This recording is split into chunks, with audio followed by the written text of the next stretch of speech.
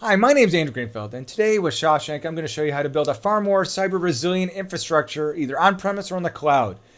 And we're going to focus on the networking. That's right, on screen you'll see our friends at Broadcom and Brocade, 2 Gen 7 switches, and I would argue you need to protect these as much as you protect anything else against cyber attacks and being able to resist brute force attacks, as well as make sure they're not hacked or compromised. So remember, every piece of data goes through your switches, and it's critical. Fiber optic, copper, or whatever you want to look at. The bad guys don't get access to it, and they don't care how they get access. So please, let's dive deeper into it.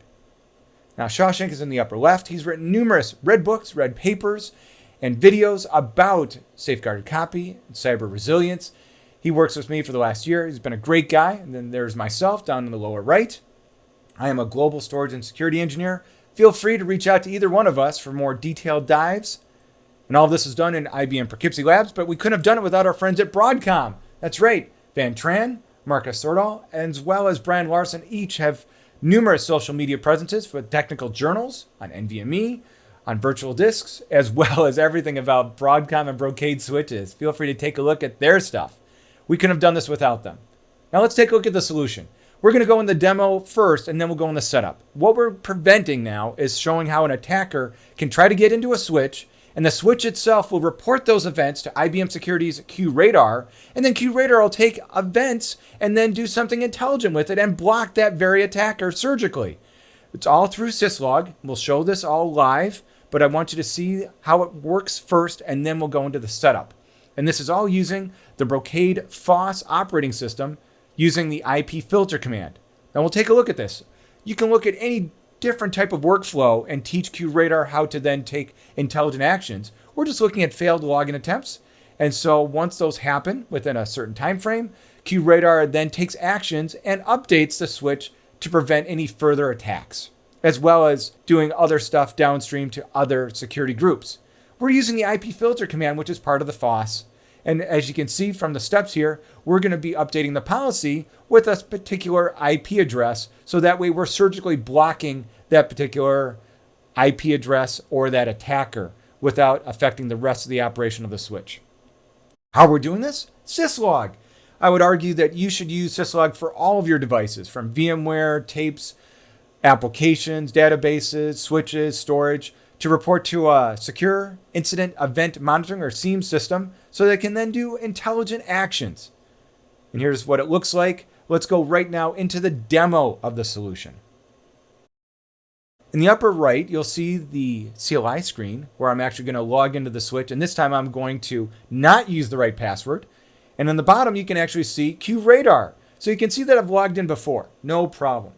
It's actually worked quite nicely, and now I'm about to break it, or in this case, show off how QRadar will take intelligent actions with the FOS to block me.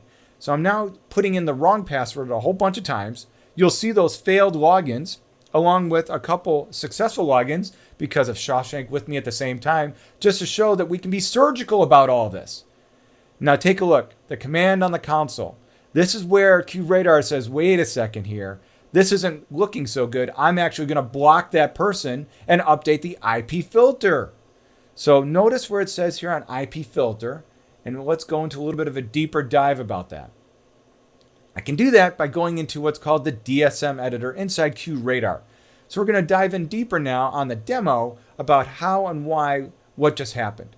So as you can see, this is a FOS message where I actually said, okay, this IP filter, I'm going to update it. And it can take a look at all those particular messages, and it parsed and mapped it properly. So this is all from syslog. We're going to go into a little bit more of the detail of the setup next, but this is the actual command that was updated that actually blocked me from getting into the switch. Now, let's look a little bit deeper into the switch as part of our demo to show off the policy that we just updated so you can see how surgical it was. I'm going to bring up that IP filter that we just updated and take a look. Notice the name, QR with the unique number, and my IP address. That's right, the 9.211. And I'll show you that in just a second on my client side to prove that it's exactly me. But there it is, the deny. So surgically speaking, I've updated this switch now to block that particular VPN, and I'll bring that up in a little bit. You can actually see that I've brought this up a bunch of different times as part of tests and we call these offenses. So you can actually see where we've done this before inside QRadar in preparation for this video. So you can actually use this as an on-running tally. And as part of this, you want to actually verify that I'm actually using that IP address. There it is, live. There's my Cisco AnyConnect trying to get in to the IBM network and proving that there's the IP address. Let's get into the setup now of how to do the Brocade with QRadar. So the first things first is I actually have to set up a public key. Now the key is important because we need to make sure that the switch can talk to QRadar as well as QRadar taking actions back on the switch. So we have syslog, which is taking care of all the outbound messages from the switch into QRadar. That's great. But what we're doing right now is telling QRadar how it can get back into the switch using a public and private key. This is part of SSH and CLI. So you can see the IP address for QRadar here, and I'm actually putting in the public-private key so that the switch and QRadar can trust each other from a command standpoint rather than just a simple message standpoint. Now that that's done, let's go into QRadar so we can set up it properly. When you go into QRadar, you can see a lot of log events from many different devices. I need to filter that, so I'm actually going to switch right now to either source IP or source or destination IP so I can actually filter just for my particular switch. Once I put in the switch IP, I then add the filter so that I can only see the messages relating to that particular switch. Now let's take a look at what it looks like from a message standpoint inside QRadar. So for example, on this last event, I want to make sure that it's parsing and mapping properly.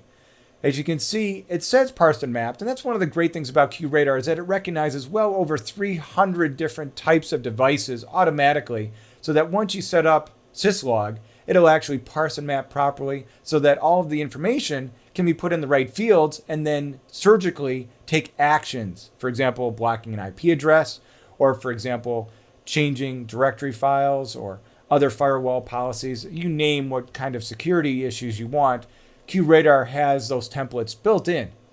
Now, we're back on the switch right now, and I just want to verify that it's actually sending messages. This is more for you because we've already seen those messages, but as you can see, there's a command about how you can confirm your syslog from the switch into QRadar or your SIEM or your Secure Incident Event Manager or Monitor. Now back in QRadar, I want to actually take some other actions when I notice some of these events. So the first thing I need to do here is we're actually going to double check those log sources I mentioned earlier. So you can see all the log sources that it actually is configured with. And for example, I'm going to click on that Brocade switch right now. And as you can see, we're all set. It actually understands. It understands not only the messages, but it's enabled. And now let's actually pull up all the events that it's seen so far.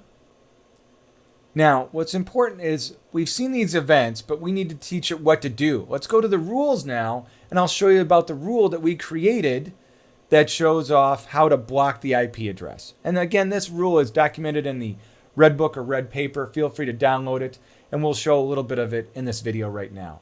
So doing a filter on Brocade, you can actually see this Python script, which simply tells QRadar and the switch how to update the IP filter policy. So let's actually go into this rule a little bit more here. So if I actually bring this up by opening it up, you'll actually see a little bit more details on this particular rule. So I'm going to zoom in here. And as you can see, for this particular switch, look at the middle section here with the red dashes here. If all of a sudden we notice failed logins and a bunch of them in 5 minutes or less, and again, you can change any of these variables you want, then it's actually going to start doing something. Now, QRadar is so flexible that there's so many what ifs that you can start doing here. That's what you see the plus signs up above, as well as any other groups that you want to do things. So you can start a chain reaction of a whole bunch of other downstream events once something is notified. So not only the severity, the credibility, the relevance, but in this case, execute a custom action. Of course, there's other things you can do as well. And there's a custom action down below underneath my cursor where it says block IP. And that script basically is what QRadar will then take all of its intelligence by saying, okay, this IP address is trying to get in. I'm going to update the IP filter policy on the FOS switch with that IP address and then save it to that FOS switch. That's what you're about to see in just a few seconds and what you saw earlier on the demo. Now, if you want to see where those actions are stored, you can click here, and there it is, the block IP script. And I'm actually going to bring it open. And by the way, if you want to take a look at the script, this is where you would actually browse and you can do more of it. But you can see where it's actually looking at that particular script, using those particular properties from the syslog file to then intelligently and surgically block attackers. Hey, thanks again for watching the video. Let me know if you have any questions.